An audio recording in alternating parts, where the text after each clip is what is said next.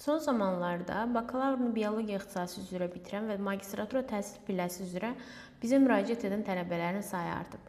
Bunun əsas səbəblərindən biri də tələbələrin bir-birinə tövsiyəsi və düzgün yönləndirmənin əhəmiyyətini görmələridir. Məhz biologiya ixtisası üzrə bu məsələni izah etmək istəyirəm. Biologiya ixtisasını bitirən bir tələbə yalnız klassik istiqamətlərlə məhdudlaşmır. O, ölkəmizdə mövcud olan biotexnologiya, molekulyar biologiya və genetika kimi ixtisaslara yönələ bildiyi kimi, daha spesifik ixtisaslara da yönələ bilir.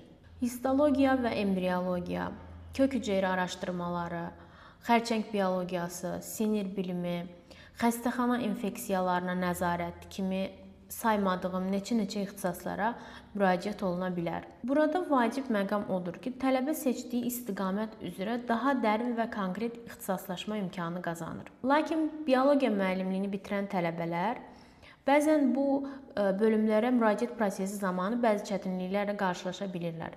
Bunun səbəbi ixtisasın aid olduğu institut və akademik istiqamət fərqləridir. Biologiya müəllimliyi ixtisası Eğitim Bilimləri Enstitüsü, yəni təhsil elmləri sahəsi yönümlü olduğu üçün, lakin bizim az öncə qeyd etdiyimiz bölümlər Fənn Bilimləri Enstitüsü ya da Sağlıq Bilimləri Enstitüsü çərçivəsində yer alır. Bəs bu hallarda alan dışı hesab olunan tələbələr həmin ixtisaslara necə yönələ bilər? Bu sualı 3-cü hissədə cavablandıracağıq.